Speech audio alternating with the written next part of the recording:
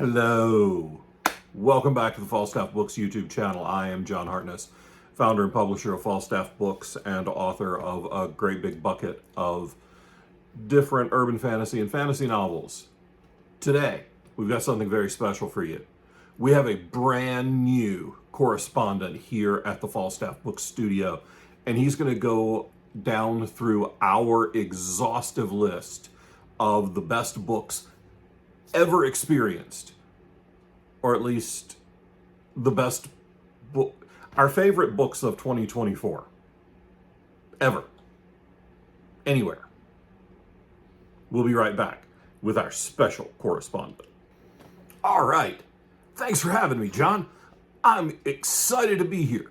My name is Lucha Librio, the masked master of literary mayhem. Yeah, we're still workshopping that one.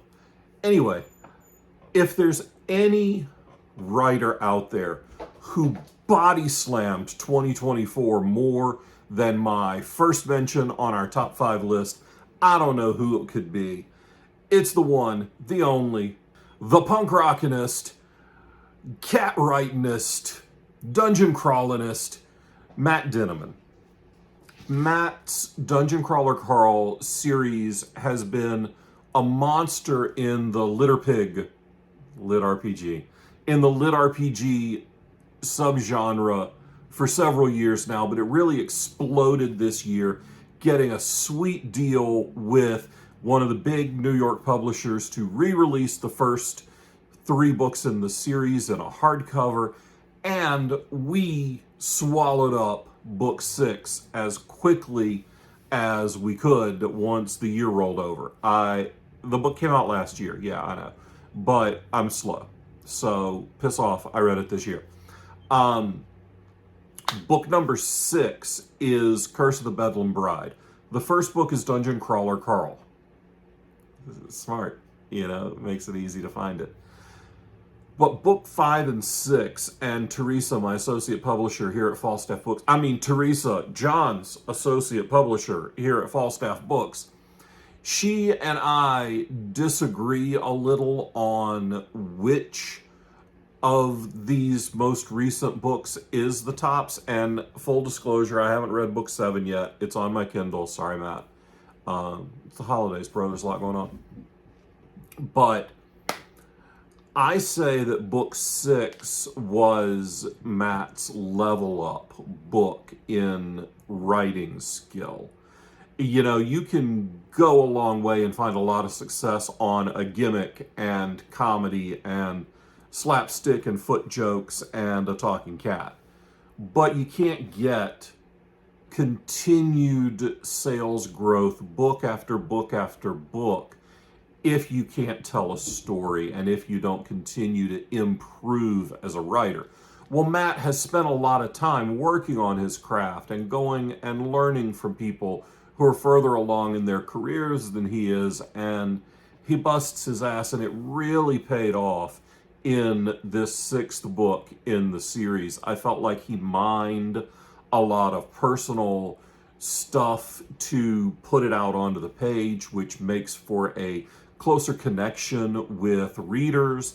I also felt like it had one of the best Avengers Assemble moments that I've ever read in a book. So that all of book 6, Curse of the Bedlam Bride, is phenomenal. If you aren't listening to these on audiobook, then you're doing yourself a disservice, because Jeff Hayes and the team at Soundbooth Theater do such an incredible job creating the Dungeon Crawler Carl books.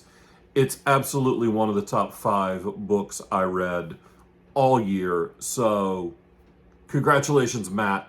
And we're going to toss it back to John Hartness, your regularly scheduled host. Bye. Wow, thanks, Lucha. Appreciate you. Appreciate the assist there, buddy. But we've got some other things I want to make sure that we talk about today, including a reboot of sorts. It's a new series by a very established fantasy writer, somebody I've been reading for 3 decades or more at this point. It's Raymond Feist, bringing Pug back, going back to Midkemia, going back to the worlds of the Rift War, mining that same territory. And I'm sure there are people out there who get super tired of authors going back to the same well of setting and conflict again and again.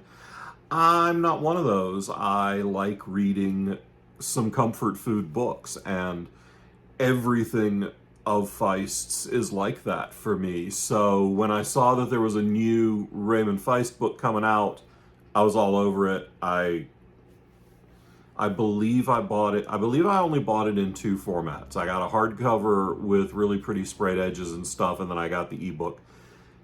I may also have bought the audio to be able to flip back and forth between the audiobook and the ebook, because I listen to a lot of stuff when I'm traveling to conventions, and this came out in the middle of con season. So A Darkness Returns is absolutely one of my top 5 books of the year, because almost any time Ray Feist releases a book, it's going to make my top 5 list for that year, because I'm such a huge fan of his work. So yeah, A Darkness Returns is definitely also on the list.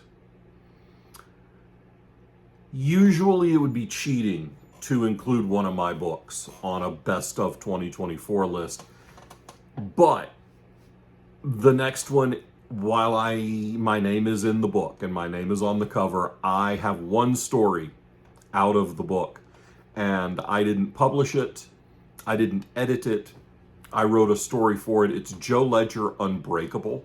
It was edited by Brian Thomas Schmidt and Jonathan Mayberry, the creator of the Ledger series. And it features not just me, but a lot of really great authors. Kevin Eikenberry is in there. Jonathan Mayberry obviously is in there. Kevin Anderson is in there. Maurice Broaddus and Wayne Brady are in there. Heather Graham is in there. And yes, I did say Maurice Broaddus and Wayne Brady co-wrote a story. Just let that percolate for a second. Yep. That Wayne Brady. Yep. Kind of weird, huh? I'm in a book with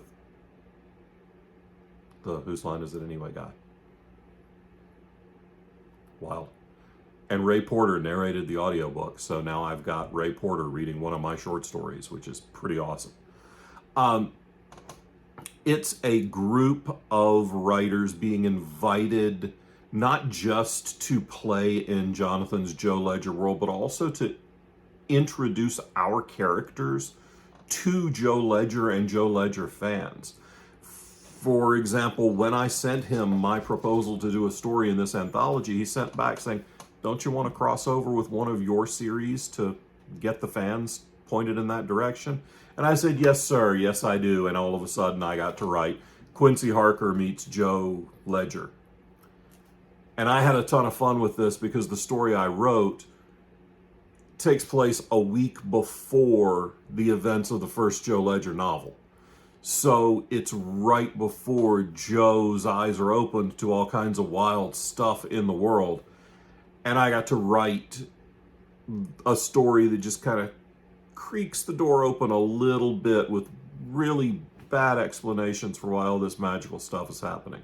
So there are some fantastic authors in there. Everybody's take on Ledger or the Ledger character that they're writing is really fresh, really interesting. There are no weak stories in the anthology, so that's always a plus. So check it out. It's Ledger Unbreakable. I actually did write out a list, mostly because sometimes I'm not so bright, and forgetting lists is kind of just what ADHD people do. We make lists, then we forget where we put the lists, and then we get halfway down the list and decide to go do something completely different and ignore the fact that a list ever existed. But anyway, we've got 2 spots left on our list of top five books.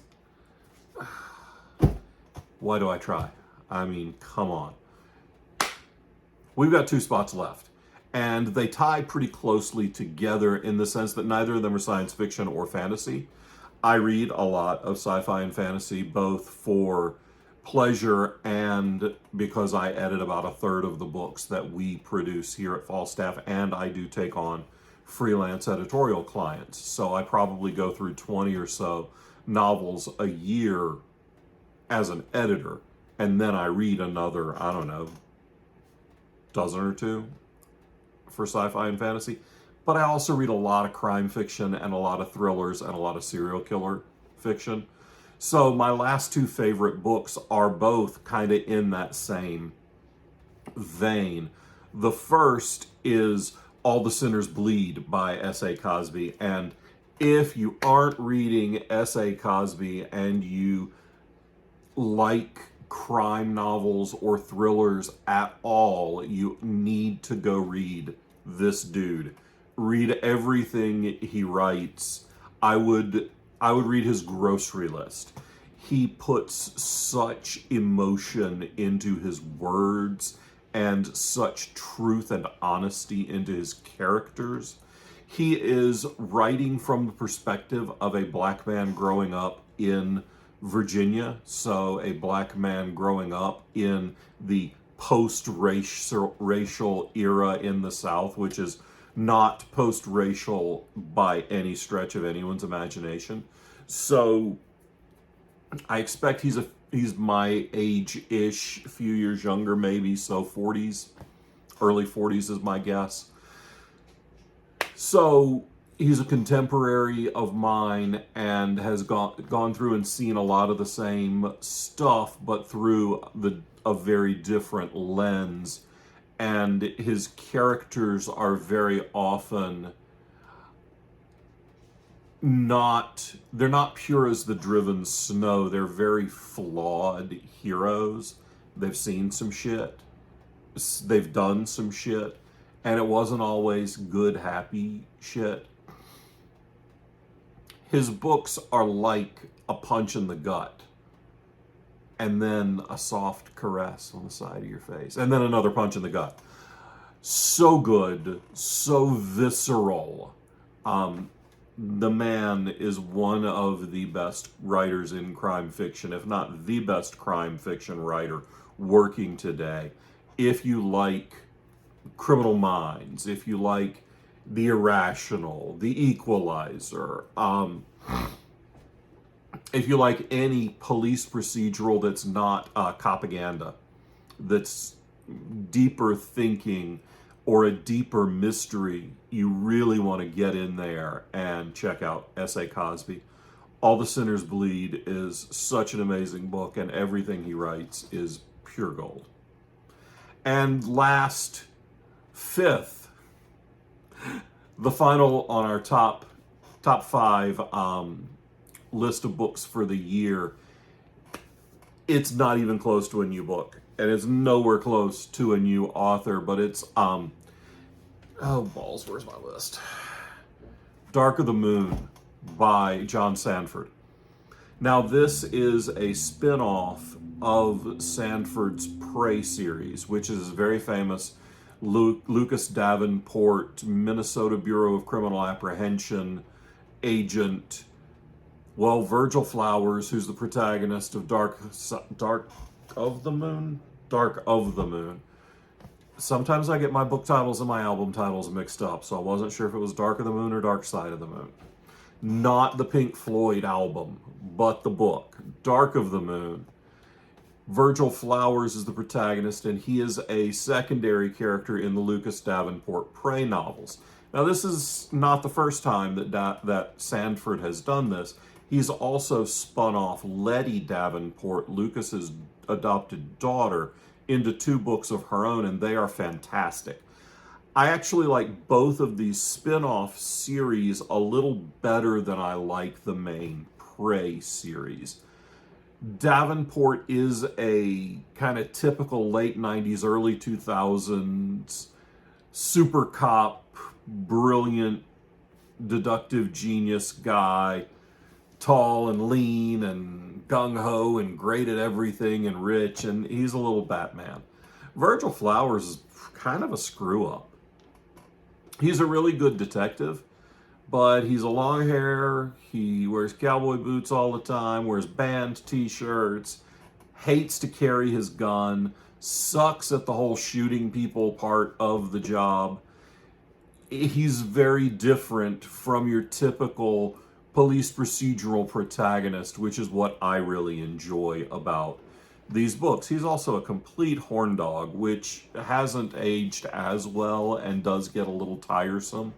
So if you're looking for a very feminist read on a police procedural, you're going to want the Letty Davenport books, which are quite feminist in my opinion, and very, very good, very well written.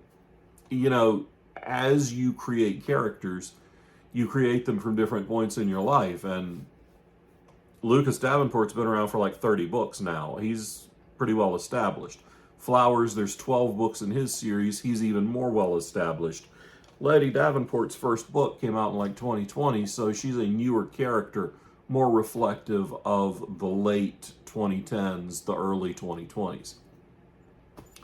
But I really enjoyed Dark of the Moon. I found the mystery to be intriguing, and I found the plot to be very well structured. And it's a police procedural without being blatant propaganda. So if you're tired of that kind of thing, which a lot of people are, you can still enjoy a good thriller, a good mystery, and not feel any kind of way about the protagonist other than supportive, because he's kind of a big lovable goofball who's just doing his thing and trying to help people. So Dark of the Moon is the first Virgil Flowers book by John Sanford, and that means our list is Curse of the Bedlam Bride, Dungeon Crawler Carl number 6, Dark of the Moon, Virgil Flowers number 1 by John Sanford, Dungeon Crawler Carl number 6 is by Matt Denan, A Darkness Returns by Raymond Feist, All the Sinners Bleed by S.A. Cosby, and Joe Ledger Unbreakable, edited by Jonathan Mayberry and Brian Thomas Schmidt. So, get out there, find those books. You can, for more recommendations, if you liked our special correspondent, Lucha Librio, let me know down in the comments. Be sure to like, subscribe, ring the devil's doorbell to get notified, all that kind of stuff. And I'll be back with more shots of the cats, and here is some Gandalf for the outro. Peace. What you doing over there, buddy? Just laying around, being cute? Say hello to the people, Gandalf. Gandalf says no. I shall not be bothered. I refuse.